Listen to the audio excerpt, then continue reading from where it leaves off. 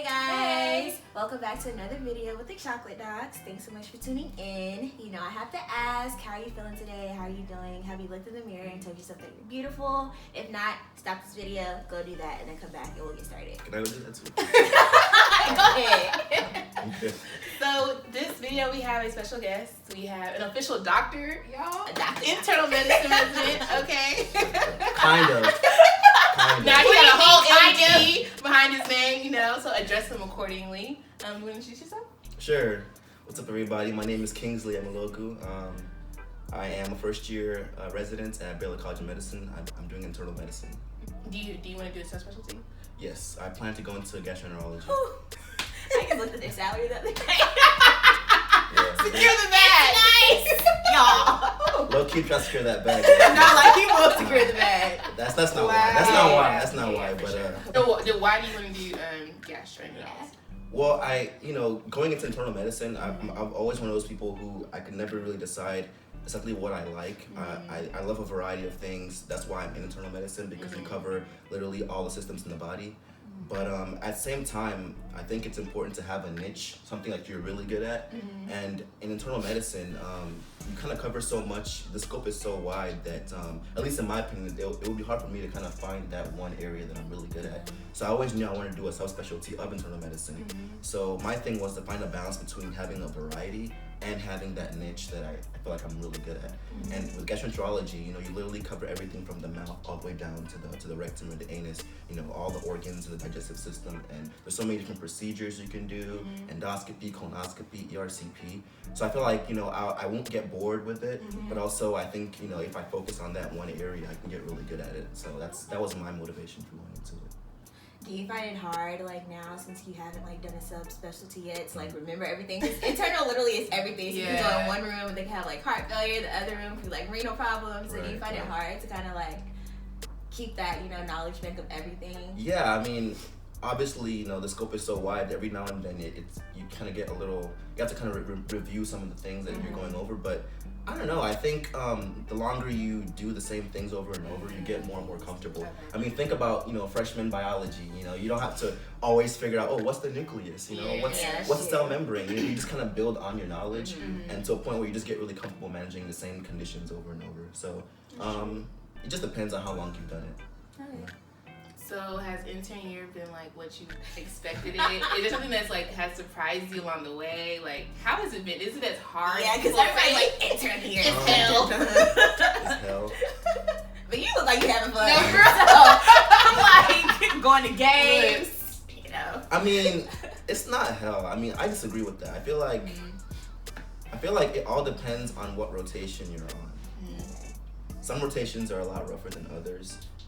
Like if you're in the ICU, for example, longer hours, you get there really early in the morning, you leave late. But if you're kind of on outpatient, you're 8 to 5, maybe 8 to 3, if you're pushing it, on those rotations, it's not that bad. So you kind of have to find a balance between, having, your regular everyday life and going to work. I think balance of work-life balance is so important. So for me, so far, I think it hasn't been hell. I think it's been pretty good. I think I'm learning a lot because when you're there as an actual resident, you actually have responsibilities, and I think my main frustration as a student is you're there from 7 in the morning to whenever they let you go, and half the time you're not really doing anything. You're just kind of observing, and at some point you're kind of tired of observing. You want to do things, and so when you're actually making decisions, seeing the patients, it's on you. It starts to get fun, especially when you learn what you're doing and you actually know what you're doing and you're helping patients and you see it in their face, like, oh my God, I'm so glad you're here today. Make sure you come back tomorrow. So the day goes by so fast and you're like, oh, it's time to go. So I think it's been a good experience so far, for sure. It can get tiring, but it's definitely a good experience. I highly recommend. For clarification purposes, can you explain what inpatient and outpatient is? Oh, sure. Sorry about that.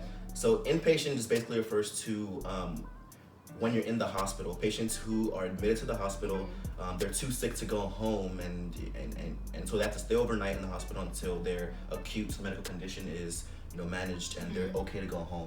Outpatient is when you kind of go to the clinic and you see your family doctor, and basically you're not that sick. Maybe you have like the flu or you have a cold, and you go, they see you, give you a prescription, and then you go home.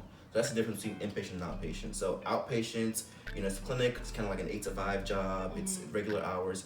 Inpatient, you're in the hospital and you don't really leave until the work gets done for the day. So the hours are a little bit more erratic. Okay. Also, so what rotations do you do during intern year of internal?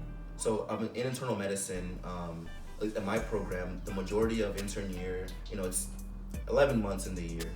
If you kind of take away all the off days and vacation. So half of those you're doing inpatient general medicine. Okay. You're in the hospital. Okay. You're seeing the patients. So just general. It's called general wards. So about 6 months out of the year we do general wards, and it's not straight up just 6 months in a consecutive, but it's split up throughout the 11 years. And then in between you can do subspecialties. So in the beginning, we were sent this preference form. We can pick what subspecialty you want to do a rotation in. I just finished my gastroenterology. Oh really? How was it? It was really, really great. It was so busy. Really? It was so busy. I mean, on one end I'm like, oh my god, this is ridiculous because their pagers don't stop going off. Oh wow. It's so busy, but so when you're thrown into it, it's kind of like, oh my god, this is overwhelming. But then you start to learn. It's all about repetition. So learn like, okay, how to manage different conditions within that subspecialty, and then towards the end you kind of become pretty comfortable with it. You're not leaving so late anymore. You're leaving a little earlier because you can get your work done quickly.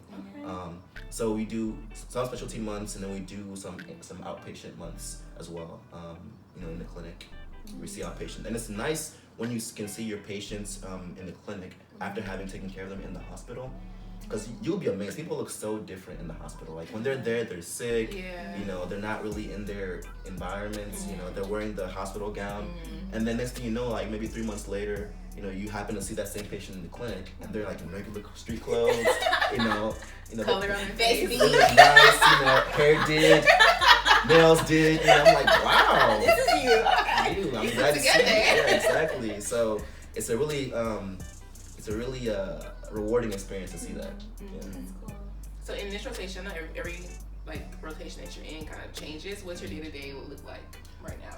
For the GI one I was just doing. So for gastroenterology, day-to-day, you kind of show up around 7:30 or so, or 8, depending on how many patients you have to follow that day. You show up. We do this thing called prerounding, and so kind of the general format of a day when you're on an inpatient, in the hospital service as a resident, is you go and see your patients, see them for that day, ask them how they're doing, how things happened overnight. We call that prerounding. It's called prerounding because the next step is rounding, and rounding is where the team consisting of the residents, the medical students, and then the bosses, the attending physician, will show up, and you all go together as a team and see all the same patients on your list. Maybe there's 15 patients, for example, on the list. You go and see all those patients, and it's called rounds. And during rounds, when it's your patient, you present the patient to the attending, tell them what's going on with them and what you plan to do for that day. And the attending can either say, that sounds like a sound plan, I agree with that. Or they'll fire you up and say, that makes absolutely no sense. I'm kidding. What were you thinking? No. I'm kidding. No one fires you up. No. I think the most important thing is you show effort. Show that you actually tried to think through the problem and you have a plan. And even if you're wrong, it's okay. At least you tried. The worst thing to say, I don't know what's going on, and I don't know. Don't say that. Just try to figure out what's going on. Give up a suggestion about the plan. And they can correct you if you're wrong. And so that's a rounding. So after rounds is over, the attending then leaves and does their and he or she would do their work separately. And then you then go and see your same patients, finish up any loose ends, call consults, put in orders, things like that. And so for GI, I get there around 7:30 to see my patients. And then in between, there's a morning report where all the residents will go. There's a lot of educational activities from 9 to 10, 12 to 1, things like that. And so, all in all, the work is pretty much done around 5 to 6 or so every day. But, given the fact that it's GI and it's a lot busier, sometimes you can be there a lot later. But for the most part, around 5 to 6. So rounds finish, when you finish, what time do you finish rounds? So if I was on general medicine wards, with regular general medicine, rounds, if we start rounds around like 9:30, and the list is at least like an average list will be done, either by noon or, you might have to break and go to conference at noon and come back, and we'll be done maybe around like around 2 or so. And then from 2 the rest of the day you can work on your stuff. For GI it's different. Okay? GI is a procedural service. The attending, his or her main priority is scoping the patient. Scoping meaning the procedures. If the patient needs a colonoscopy, they're doing it. If they need an endoscopy, whatever procedure, they're usually doing that. And there's a schedule for the day. So a 7 o'clock procedure is being done. Maybe 7. Next one maybe around 9. Next one maybe at 10, etc. So in between procedures, they'll show up and text us, "Hey guys, I have 20 minutes to round." So you have, exactly. Wow. So you're taking like 20-minute, 15-minute intervals to just break off and go around. And so they kind of go back and forth between the procedure room or the OR, wherever they're doing it, and rounding. And that's the same thing for any surgical specialty. Surgery does the same thing. They go to the OR, they operate. In between the turnover time, they'll round on their patients. And so you can imagine if there's a lot of procedures that day, it can be a pretty long day. That sounds cool. I like that you get a mix of both procedures and regular medicine. Exactly. I like that. Yeah, it seems like the day will go by really, really fast. If you're always doing something, Yeah. when do you have time to eat? When do you have time to like just breathe and like? Yeah, you make time for those things. You get. They always say some of the fellows are just basically the next level after residency. They say eat when you can. Eat when you can. Do you have any snacks in your pocket? Like what's? Oh yeah. What's the like? Yeah, so like thing what's that the you have key to going to the bathroom, right? Going to the bathroom and eating when you are staying hydrated, like. I mean, sometimes it's an exaggeration. I think most days she's not that critical where you're like, oh my god, I didn't even eat today. Some days are like that. I'm not gonna sugarcoat it. Some days are like that, but for the most part, if you're writing a note, if everyone's kind of working on their notes during that time, you go, you grab some food and eat while you're writing your notes, things like that. I think I like breakfast bars, so I always have like breakfast bars in my pocket. You need real quick. It gets you going. It's like a buffer between the real meals. Breakfast bars, fruit snacks. What has been like the best part about residency so far since you started? Oh man, I think now as a resident, it's kind of nice having that responsibility. And when you walk into the room for any patient really, but especially for minority patients, they see you in your white coat and you see their faces light up. They're like, you a doctor? I've heard that like 3 different times. Like, wait, so you a doctor? I'm like, Fake doctor. Yeah, so they get really happy and they start to open up more. So I think just being there as a minority doctor really, just don't even have to speak, just kind of being in the presence of those patients kind of lights up their day, I think. So what has been like the hardest part having to transition from medical school to your intern year? What was the hardest part about that transition? The hardest part is having to make decisions, I think. You're always put in a position where, and don't get me wrong, you have upper levels above you, you have your attending who will help you out along the way. You're never alone, so don't be scared like it's you. Nobody here. It's you and patient. It's never like, oh, it's just you and patient is about to die and you're like, doctor, help this patient. No. I mean, sometimes that may happen, but even in those situations, there are people around. And at that point, you kind of already know at least how to stabilize the patient until someone who knows more than you shows up. And you find that the nurses really help you out a lot too. Yeah. Okay. Nurses really help you out. Be the nurse's friend. Every intern when you come in will tell you be the nurse's friend. Like don't antagonize the nurses. Don't act like you know everything. Because they've been there for a long time. They've seen many residents come in as little babies and then grow up, and they've been through that. So don't think you're any different. You're coming in, I'm gonna put in some lace for this patient, nurse. Never do that. Never do that. But I think you are in a lot of situations where you're having to make a decision, especially when you're on overnight as a night float and your upper level is asleep. And you really don't want to wake them up unless it's something really serious. And and the questions in retrospect aren't high stakes questions, but as an intern, the first time you're getting them, you're like, I really don't know if there's any problem with doing this, you know? Because think about it, you know, you get there, they're like, okay, patient's complaining of a headache.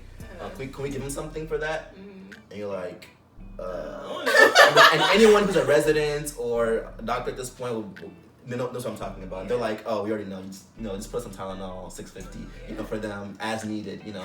But they know the first time you're there, you're like, do I give them Tylenol?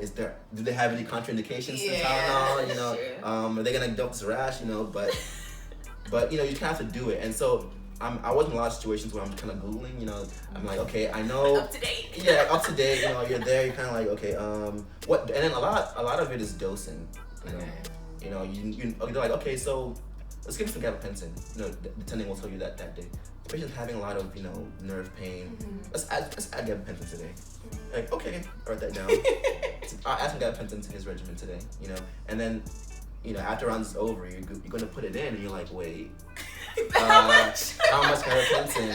And you're looking it up, and it's there, but you're like, I know it says this here. But is that really what I'm supposed to put in there? Right. You know? And so, but then you do it the first time, no one dies. Everything's okay. You know, you do it the second time, everything's okay. Yeah. You know, you looked up, you know, all the contraindications, all the adverse reactions. You know, you looked up their allergy list. Nothing happened. Everyone's okay. So then you're like, all right, I think it's okay to do that now. And then you just, you know, and then obviously you have your upper levels there. You can always ask them, what do you do in this situation? And so then you get comfortable, you know. But you have to do it first. You have to be in a situation where no one is there to back you up. That's you know? so scary. Yeah, it's crazy because if you're always asking someone, like, do I do this, do I do that, you'll never get comfortable making decisions. You have to be in a situation. And I didn't realize that until I was on night float. I think I did my night float somewhere around, so I started residency in June. I did my night float somewhere around October. Oh, wow. So, you know, before then, you know, I was learning, you know, I was getting help from my upper levels attendings, but I was never in a situation where I was by myself. But then during night float, you know, you get those calls from the nurse, like, this patient, he's having a lot of chest pain. Can you come see him? He's not looking too good. And then you get there, you know, and like, okay, can we get an EKG? And they're like an AFib, you know, atrial fibrillation. Oh God. And you're like, I've seen this before. Yeah. You know, I've seen the upper level handle this before. Yeah. I think I know what to do. You know, I think I know what to do. You know, but they're stable. They're not like dying. You know, they're stable. You can manage it. Like, okay, let's do IV metoprolol, give him a beta blocker. Okay. You know, things like that. Do it. Hey, but you gotta do it. You know, you're looking around like, well, they're like, so. They're like, doctor, so what do I do? Should I call rapid response? You're like, no, don't call rapid response. You know? So, oh, that's cool. it was a good learning experience for sure. Yeah. I guess you could talk a little bit about like college and med school, just like very quickly. So we didn't really do those topics. Sure. So where did you go for undergrad? I went to the University of Houston. Go Cougs. Whose house? But okay. If you're not from Texas, you're probably like, where are these people? Right? The University of Houston. Cougars. The University of Texas at Austin. Okay. Yeah, I went to U of H. Totally enjoyed my experience at U of H. It was great. You know, I'm from Houston, so I had the privilege of kind of having my family close and my siblings and everything. But what I wanted to say was that during college, especially at the beginning, you know, I think I kind of went into it as a pre-med. I was like, oh, you know, I like science. I think I want to do medicine, pre-med. And it was cool to say I'm pre-med. You know, I'm a biology major. Pre-med. I'm pre-med. I'm pre-med. Right. I'm pre-med, yeah. But I think, you know, especially freshman year, sophomore year, I wasn't really that confident that I would actually end up going to medical school. It was like, yeah, I'm pre-med. We'll see what happens. You know, I'll take my classes. I was kind of going through the motions at that point. It wasn't until, you know, end of sophomore year, going into junior year, you know, things started to get real. Like, okay, is this really where? You gonna do this or not? Are you gonna do this? Yeah. And so, sometime, you know, in the middle of sophomore year, you know, my mom mentioned this program, SMDEP, Summer Medical and Dental Education Program. I think the name is different now, but if you Google SMDEP, it'll come up. That was a really great experience. You know, it's a 6-week summer program. It's offered after either your sophomore year or after your freshman year of college, and it's free.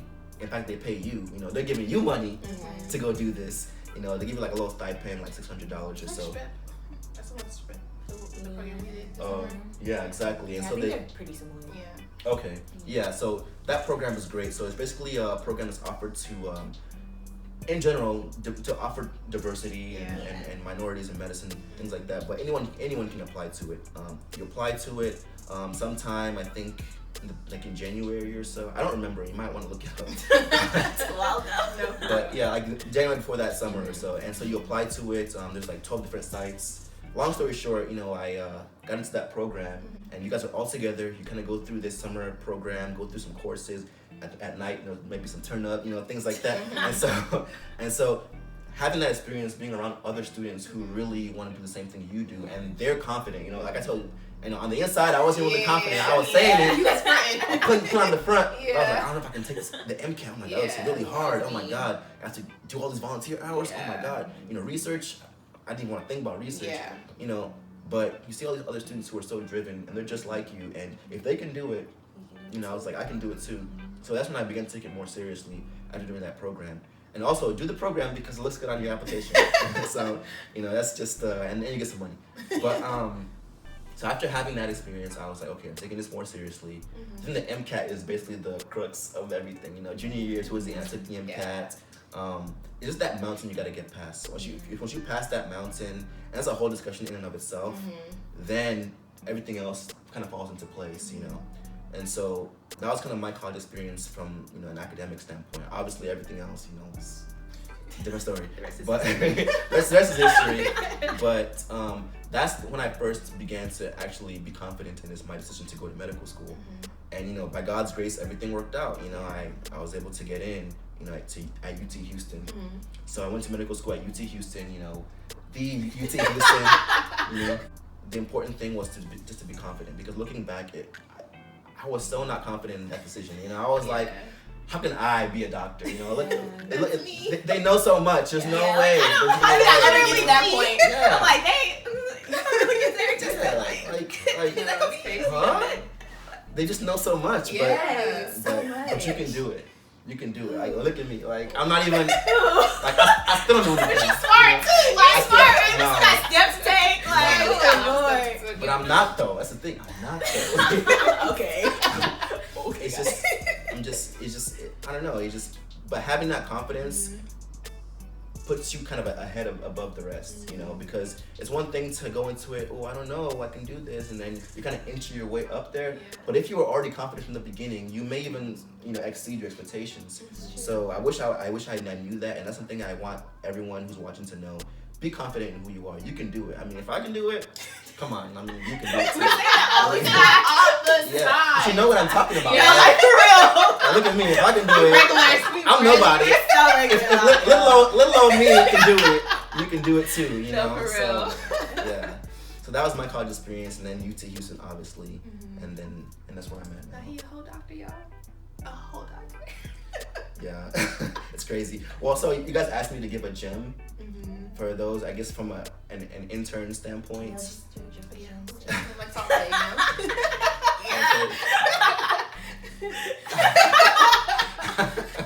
Okay, so I would say as an intern, at least in my opinion, to me, I think people appreciate it when you're genuine.